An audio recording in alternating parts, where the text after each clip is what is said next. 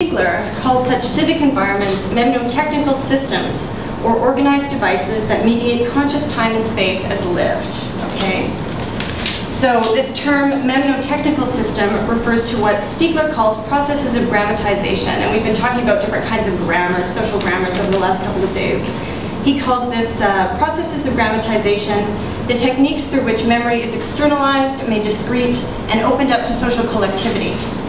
Here I'm suggesting that the city is a memnotechnical composition, one that creates the perceptual grammars composing settler environments.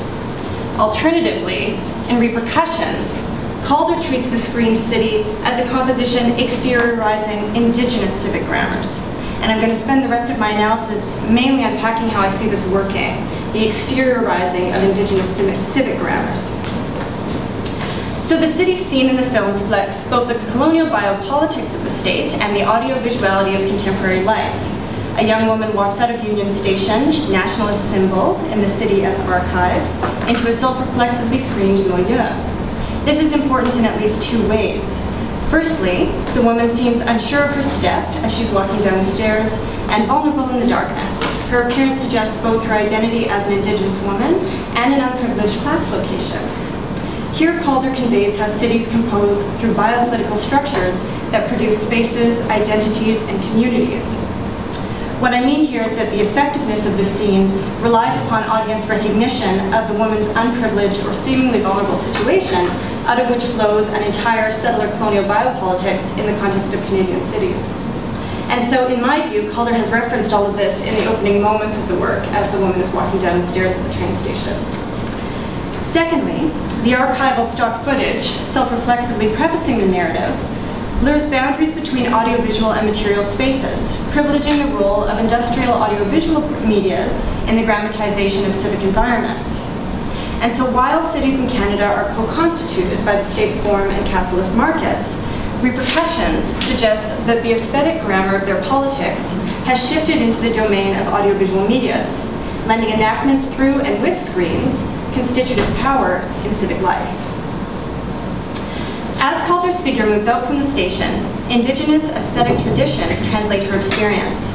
She walks down the station steps, and a neon light flashes sound waves emerging from the ground, marking, literally, an audiovisual captivation.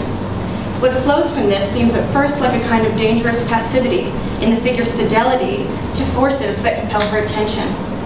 What I mean by this is that one doesn't think of lying on the sidewalk at night downtown as a particularly emancipated position initially. However, as she lies down with her ear against the sidewalk, twice she lifts her fist in the air and brings it down to pound the ground, bouncing her into another dimension.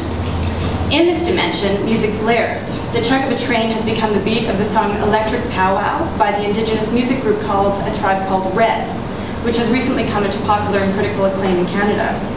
A Tribe Called Red combines techno music and powwow, the latter of which is a North American indigenous dance tradition, as well as a practice of translocal collectivity and spiritual cosmology for indigenous peoples in North America.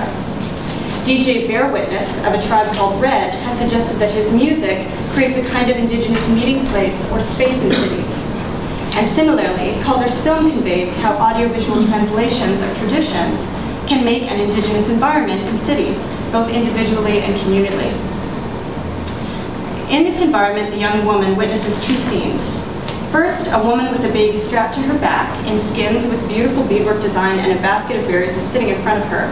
This is obviously another space-time from the one on the sidewalk. When she lands back on the sidewalk, the station door opens and light pours down from above. A figure emerges from the building and its sleeve bears the insignia of the Toronto Police.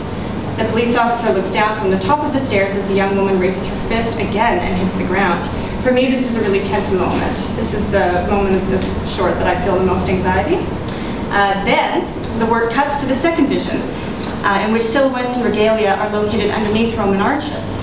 Birch trees in the background, beating their drums to the beat of the song.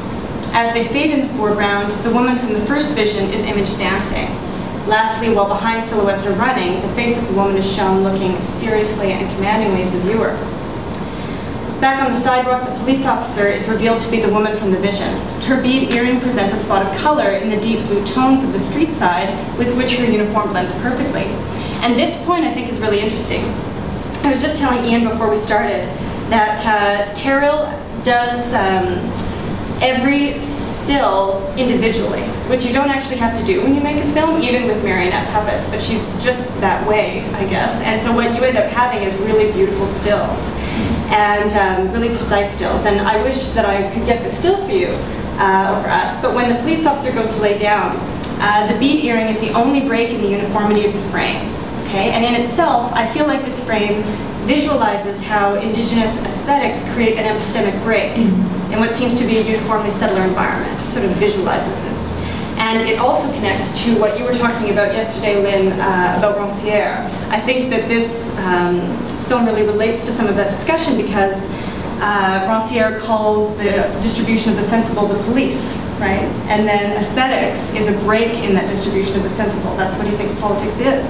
And as well, he considers that aesthetic break an enunciation of equality. And when the policewoman and the young women lie down on the ground together, I feel like this is an enunciation of equality, a priori equality before their positionalities in the city that we see initially. So, okay, an epistemic break in what seems to be a uniformly settler environment.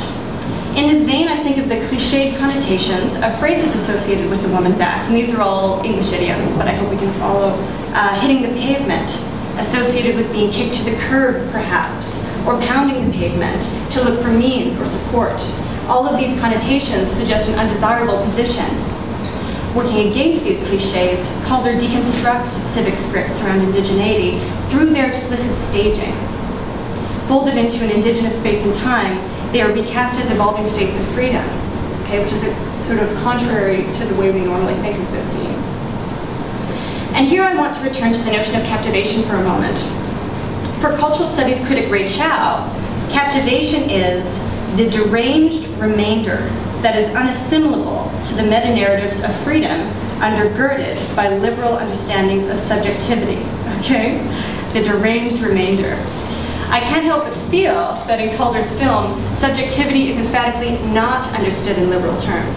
And I also feel that her character's state of captivation as a site of emancipation is a part of that reframing of agency, if you will.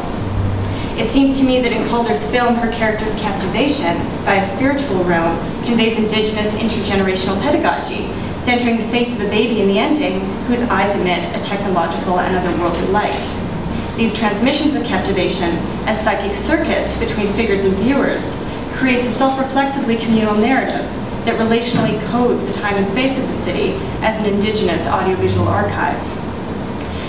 In my view, the question of transnational literacies emerges here in relation to decolonizing civic grammars and centering indigenous genealogies of the city.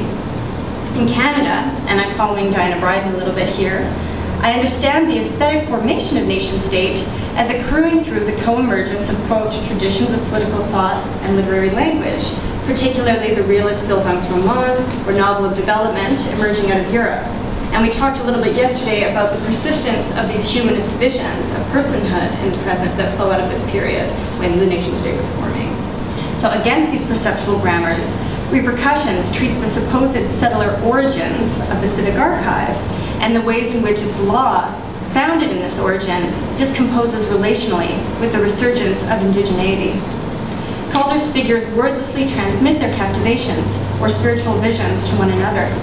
I see this as staging a pedagogical method of indigenous narrative form by emphasizing meanings in a collective space, conscious immersion in narrative spaces, and denying authorial ownership over knowledge.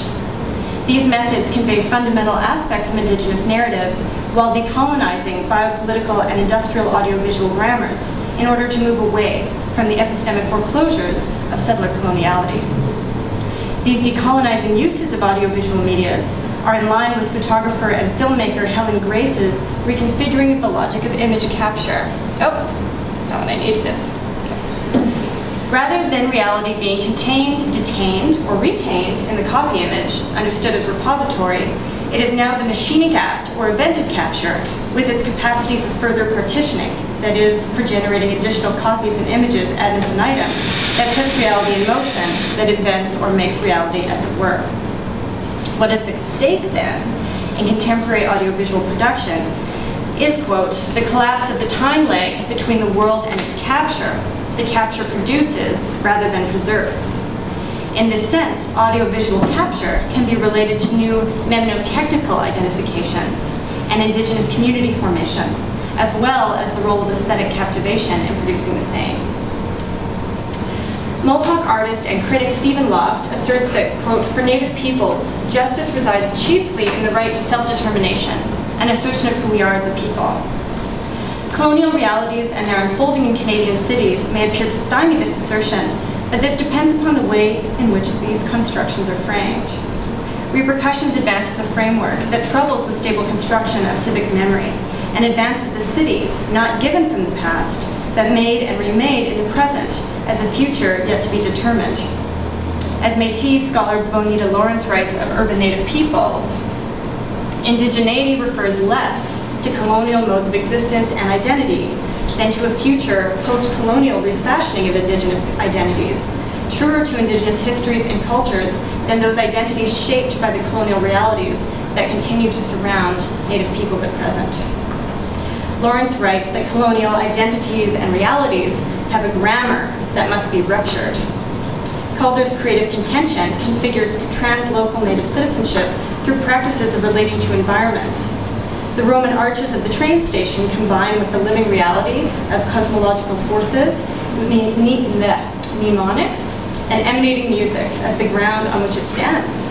This is, of course, the scene that captivates its central figure in a state, according to what I'll call settler colonial understandings, which reads as self-destructive passivity, lying on the sidewalk. And so again, articulating agencies apart from those recognized by the settler formation, Calder grounds civic ethics in indigenous domains of power and reframing imaginings of justice. So in conclusion, repercussion stages a perceptual reality with its audiences, merging indigenous traditions and technologies to disrupt the social ontology of existent civic grammar. In this way, she uses audiovisual medias not to valorize an original identity, nor to present a hermeneutic depth model that would be a sort of Bildungsroman experience for the viewer. Okay, I compose myself as knower by knowing you. Nor to present a liberal framing of agency, but to negate these grammars of neoliberal settler nationhood.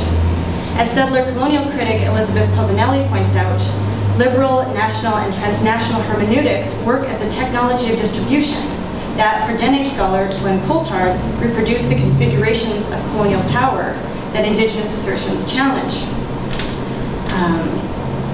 Okay, I have a block quote from Ray Chow on this point, okay, against these distributions and configurations, which is that Calder's staging is not so much with the aim of finding or relocating the past, but for assembling or compositing the past in the form of a contemporary artifact, replete with libidinal, machinic, and historical bits and pieces, as outlined here.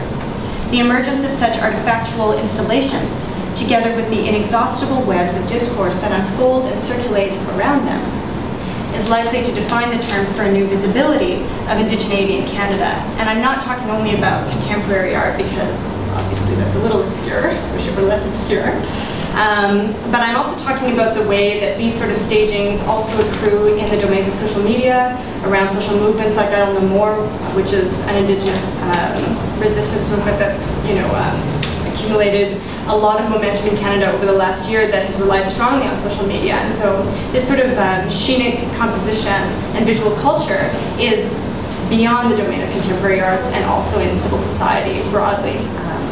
In these ways, she articulates self-determined conditions of perception with her audience, resurging indigenous epistemologies of civic space, and composing a transnational civic archive in Canada.